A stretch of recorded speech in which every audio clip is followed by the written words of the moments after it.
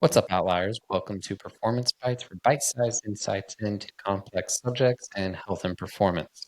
Today, we're going to take a look into the immune system. Now, obviously, the immune system, we usually think of it in terms of getting sick, which obviously is its main thing to help us stay healthy.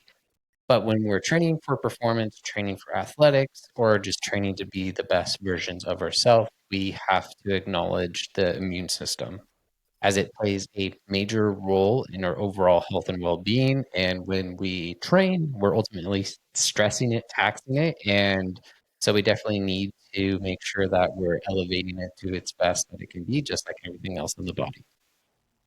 Before we get into the deeper stuff about the immune system or performance, we need to understand the immune system on its own.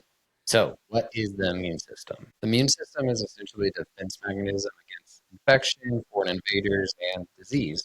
It does this through cells, tissues, and organs that we have throughout the body, which are super important because without them, things like bacteria and viruses would have no trouble getting into us and taking over our cells. Now, there's two different parts to our immune system. The first one is our innate immune system, which is our first line of defense, essentially, and it's much quicker than the adaptive immune system. And now, with those two, they play roles together to make sure that we stay healthy, but the way they work is slightly different. Then, innate immune system essentially protects us through our skin, through mucus, through tears, saliva, and even our stomach acid. So those are essentially like external barriers, even though some of them are internal. They're barriers to make sure that those viruses and bacteria can't penetrate into cells, and they have their own little microbiome that exists. Our skin is covered in microbes, which help to protect us from things getting in. And same with our saliva, our mucus, and our tears and stuff like that. It all is consisting of a very unique microbiome to keep us nice and safe, nice and healthy. Now, the cells that are involved in the innate immune system is going to be macrophages, NK, which is natural killer cells, and neutrophils, which are all going to play a major role, especially when we start talking about the performance side of things. Like I said, this is the immediate immune system, so it's going to help protect us very quickly from minutes to hours to days, keeping our tissues safe from those foreign invaders, essentially. Now, when we start to talk about the adaptive immune system, this is something that obviously adapts over time. So its time of work is a little bit different. It works more so from like days to weeks to months and actually has a memory kind of forever.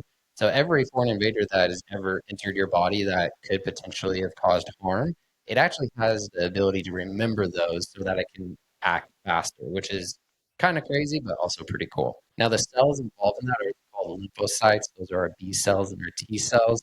A lot of people probably have heard of the T cells, just like a lot of people have probably heard of the NK cells that exist with the innate immune system. Those are kind of hot topics of the immune system when we kind of break down like what cells are doing what. Natural killers and T cells typically are the ones that come up first. But the B cells are actually a main memory cell for the immune system, which is pretty cool. Like I said, it remembers everything that's ever entered our body, and the T cells help with that. So it's a system just like everything else, of course. But as we get a foreign invader in, and if it's something that we've seen before, thankfully it's able to go, okay, this is what we need to do because we have memory of what this was. We already have antibodies built up. Send them in. Let's get rid of it. Now, obviously, you might be thinking, why have I not mentioned white blood cells? Well, these are our white blood cells or our leukocytes, essentially. So all these different things, the macrophages, the neutrophils, the B cells, the T cells, the NK, all of these are essentially the white blood cells.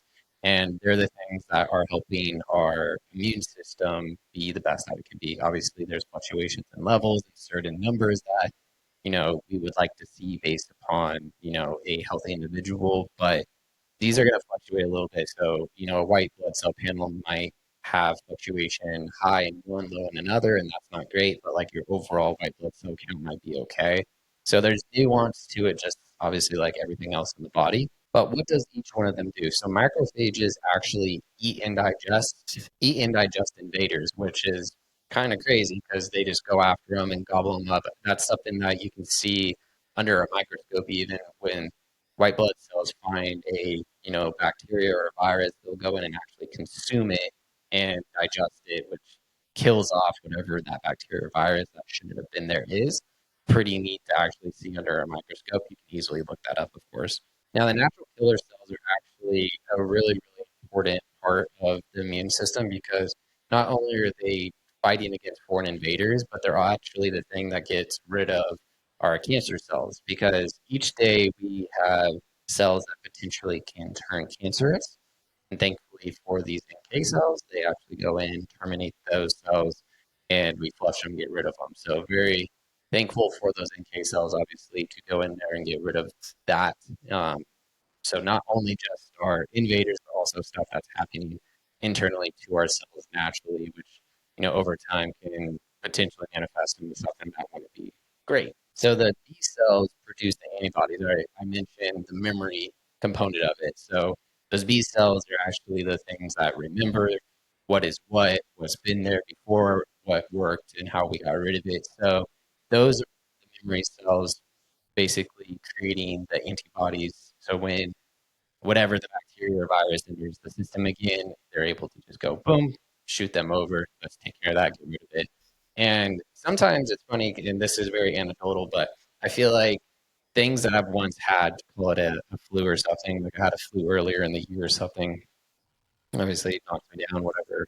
But then when I start to feel myself get like bogged down again, I've started to understand that it potentially is the fact that that virus or flu has entered my system again, and my body has to basically get rid of it because it doesn't mean that I'm not going to get any symptoms. It just means that my body's well prepared to eliminate, whatever that infection in the system is. So those are all the cells. Now, I mentioned organs. So what are the organs? The bone marrow is where all of the white blood cells are generated. So bone marrow, very, very important. Obviously, we have 206 bones in the body, but the main ones that produce a lot of the white blood cells are going to be like the long bones, like the femur, the humerus, and just the bigger ones, of course, comparatively to like the little cuboids that we have in our hands and our feet. But the longer, bigger bones produce obviously a large amount of our white blood cells. So shout out to bone marrow, which is also delicious if you're, out dining and there's like bovine bone marrow available. So that's why it's highly nutritious. It's very dense in nutrition. So when we have that in our system and we're needing to produce more healthy bones, healthy joints play a part into our immune system. Then of course we have like our lymph nodes and those are all over the body. The most common ones are going to be the ones underneath our chin and onto our neck and then also the ones down like in our pelvis area too. We can feel those. But most commonly when we do fall ill, those lymph nodes will swell because it's an increased amount of work that they have to essentially do, and they're producing um, more. They're filtering more pathogens and like storing more good cells. So they'll kind of swell up a little bit. Obviously, if you've ever been to the doctor and you're ill, you do check them to be like, oh yes, and that's something you can do on your own too if you're starting to feel a little bit, under the weather. I always check under there. It's like, oh, what's going on with these lymph nodes? Are they getting, larger than normal? Are they swelling up and stuff like that? Because if they are, then I might be fighting something. If they're not, then I might just not be getting enough sleep, which we'll kind of get to that, of course. Common nutrition for the immune system. We've been told since we're little, vitamin C is super, super important, which yes, it is, because vitamin C actually helps with white blood cell production. So if we're taking in enough vitamin C, which people are commonly, associate vitamin C with citrus foods, but also other foods like berries actually have a lot of vitamin C to them. So don't limit yourself, but there's a lot of whole foods, real foods that are going to pack a pretty good punch of vitamin C.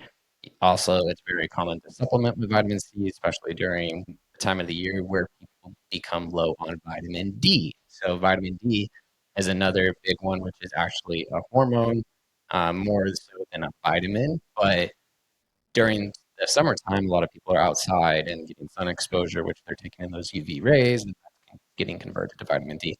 Unfortunately, if you live north of, I believe it's like the 37th parallel, you have a pretty high chance of having low vitamin D.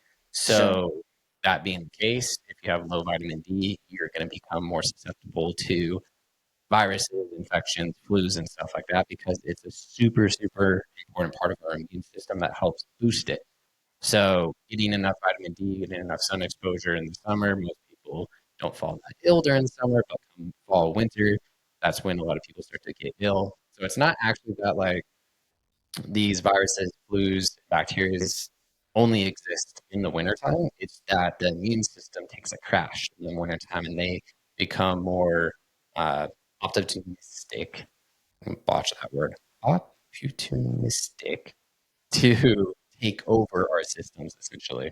So, I personally supplement vitamin D a lot more in the wintertime than I do in the summertime because it's not always the case that I have enough in my system to help regulate the immune system. Zinc is a wonderful mineral that actually helps with the immune system as well. So, zinc is something that is known to actually help fight viruses. So, we can get those from natural foods. Seafood's known to have a lot, meat's known to have a lot. Supplementation is still very, very important. That's why it's a very common supplement in a lot of immune things is talking about zinc.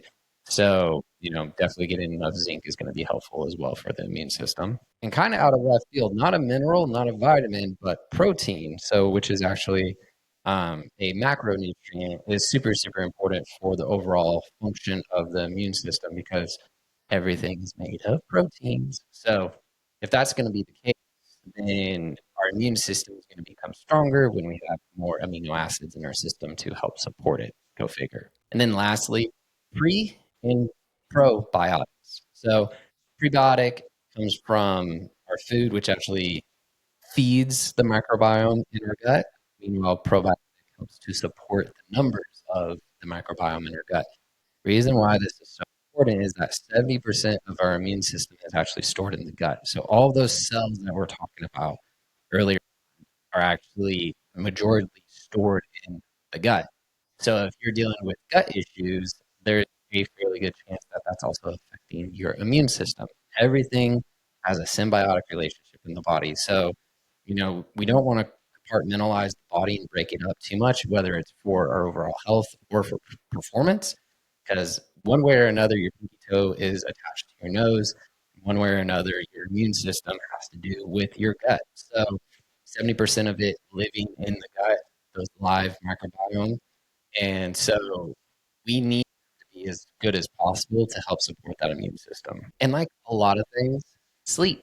Sleep is wonderful for the immune system. It's wonderful for everything. It's the cleanup process that happens for our bodies. It's where all this stuff can actually get cleared out and we can get rid of it and we can be better and repaired. So getting 7 to 9 hours of sleep, I don't know how many times I have to say this in performance bites, but sleep is the ultimate thing that's going to help any individual be healthier, better, perform better, have better athleticism, more mental clarity. Like, dude, I don't really have to go too much more into that, right? Like sleep is super important. So all of this ties into exercise because when we exercise, we're putting a hormetic stress on our system. Or ideally, we're putting a hormetic stress, I should say, because there's a difference between the hormetic intentional stress and the chronic stress, which is lasting, 24/7. So when we exercise with appropriate dosage, we are using things like periodization, which is super, super important in a program to basically not overtax the system, which is a big part of what I like to do in all the programs that I write, whether it's an individual program or just the preset programs. It's a very important thing to me to use periodization because the periodization essentially is going to allow me to administer a dose that is appropriate over a certain amount of weeks and then deload to make sure that we don't go overflow on that dose. Because as a hormetic stressor, it should improve the immune system and help the immune system actually grow stronger. But if we work too hard and we beat somebody up too much, it becomes chronic stress. So exercise should be something that actually helps somebody be better. And that goes for the muscle, for performance, for the immune system all across the board. But there is a diminishing return when we do too much, too long, too soon, and stuff like that. And that's where the periodization within training is super, super important. Now, when exercise is dosed appropriately, it's essentially an immune system supporter. It actually helps to boost the immune system because of that dosage that is occurring Now, if we overdo it, it can become an immune suppressant. And that's terrible because that's where we see a lot of athletes, especially like when an athlete has to travel a lot. They're in and out of airports on planes and stuff like that. We see them training really hard, their Their immune immune system system getting being suppressed, suppressed. they're They're competing, and then they have to fly. And, go figure, whatever little bug is going around enters their immune system because they're in a tin can, 10 hours a week or whatever it is, sharing recycled air. You are going to unfortunately be put into a position where the immune system is not going to be ready and strong enough to actually fight off whatever enters. And lo and behold, the illness occurs. And that's going to be a bummer because obviously it's going to set back an athlete or an individual. Doesn't matter what level of performance you're going for. If you're falling ill, it's setting yourself back, for work or for training or whatever your competition is. Now, there's something that is called the open window theory, which is essentially 90 minutes after an exercise bout, that your immune system is actually dampened. And that's where, an athlete also has the potential of falling ill more so. Just because you administered that traumatic stress, it doesn't mean that it wasn't stressful. It was very stressful in the system, as long as it was dosed appropriately. So when that hour and a half occurs after exercise or a competition, the immune system definitely is mildly hindered. So if a bug, bacteria, infection, whatever was to manifest and get into the system, then you're going to be more likely to fall ill in that moment. And now I say this with no validity behind it. This is just my own thought child.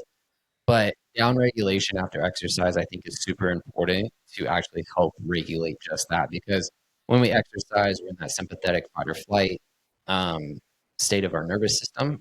And if we can get ourselves into the rest and digest, which the immune system actually can rev back up during the rest and digest parasympathetic, then we can hopefully reduce that window where people are falling ill in 90 minutes or so. So down regulation breathing can look a bunch of different ways. Something I like to do, however, is just to focus on extended exhales. And this is wonderful because you can do this during stretching. So 4 seconds in, 8 seconds out. Just focusing on more of that exhale being done rather than the inhale. And inhaling more more rapidly or rapidly, longer longer has has more more to to do do with with sympathetic sympathetic. nervous system, while longer exhales have more to do with the parasympathetic. So we want that rest and digest. Like I said, that's not something that I actually have seen. It's just something that I've kind of put together. Like I said, it's a brainchild. It makes sense in my head with the knowledge that I have that the down regulation breathing post exercise would close that window up a little bit. Now, let's say that you're an individual that is training really hard, you're not resting enough, and your program just does not have the proper dosage of intensity over time, and you're just go, go, go, go, go. And you're starting to feel a little bit lethargic, a little bit ran down. Things are feeling heavier, they're feeling harder. You may be experiencing overtraining syndrome. So, overtraining syndrome is very common in athletes and just individuals in general if they're not taking proper rest and recovery. And when I say rest and recovery, I'm not talking about just the rest and recovery during exercise bouts, but also the rest and recovery during the weeks to the months, so forth. So that's running back to that periodized program that has the deload weeks and stuff like that to make sure that individuals have a week of deload that is much less stress on the body. So adaptations can occur, but also can, recover better. So that's one of the big things is not enough rest. Meanwhile, proper nutrition. And, we talked about the vitamins and minerals and protein, making sure you're getting enough macronutrition and also micronutrition is going to be super, super important to help prevent overtraining syndrome. Sleep, another thing, you're not getting enough sleep. If you're working out or training 4 or 5 days a week, but you're averaging 4 to 6 hours of sleep at night, it's likely that you're going to fall into this category, unfortunately. Sleep is kind of the biggest thing that's going to help most people stay away from overtraining syndrome, especially if you're training really hard for an event. And now you don't need to be a professional athlete for this to be the case. You might be an individual that is just simply training for a 5K or something like that. So, making sure that you're getting adequate sleep, adequate nutrition, adequate recovery time is going to help reduce the chances of the overtraining syndrome. Now, why this is so important is because when that happens in the overtraining syndrome, the immune system is completely crashed. It's in a very bad state. So you're going to definitely be more likely to pick up any sort of flu or virus or bacteria that is circulating around because you don't have your defense up essentially. So that's why it's very, very important to focus on those three things of the recovery, the sleep, and the nutrition to make sure that you don't get yourself in such a hole that the immune system can't do its job anymore, which is to protect you, firstly, through that innate immune system, and then secondly, through the adaptive immune system. And going back to talking about like the chronic stress, that's where that chronic stress comes in because exercise should be dosed as for a hormetic stressor and not as a chronic stressor. So when we're not getting adequate sleep, nutrition, and recovery, we're essentially turning that hormetic stress into a chronic stress, and cortisol and stuff like that is going to be very high. That also is going to suppress that immune system. You're going to have less white blood cells going on. Your testosterone is going to reduce. And then also with our hydration, we need enough hydration to help circulation of not just our blood, but also circulation of the lymph system so that all of that white blood cells and stuff can make it around and go to the right places and flush things out. And also, just fight the good fight that it's trying to do best. So nutrition, hydration, recovery, sleep, all super important to keep you out of a really bad place when it comes to your overall health and well-being, but also your performance, especially if you're a high performer and you're traveling a lot, from competition to competition. Now, if you're listening to this and some of these symptoms sound familiar, and maybe you're training hard and you're not really making the gains you want, you're getting plateaus, maybe things are feeling a lot harder than they should be previous or compared to previously. Maybe a little more irritable, just stuff like that. And this is really kind of ringing a bell. This just might be the signs that overtraining is happening. Now, everyone's going to be different. But a general recommendation, if overtraining is occurring, we need to pull back. You need to get yourself in a position where your body can recover. So taking some time off and reducing your load significantly and your frequency of training during the week to let your body recover so that you don't develop even bigger issues is going to be super, super important. So going back to focusing on your sleep, your recovery, your nutrition, your hydration, and taking time away from thing that is actually creating the overall stress is going to help any individual get out of a funk essentially. I can't say or promise anything timeline wise because everyone's gonna be so different.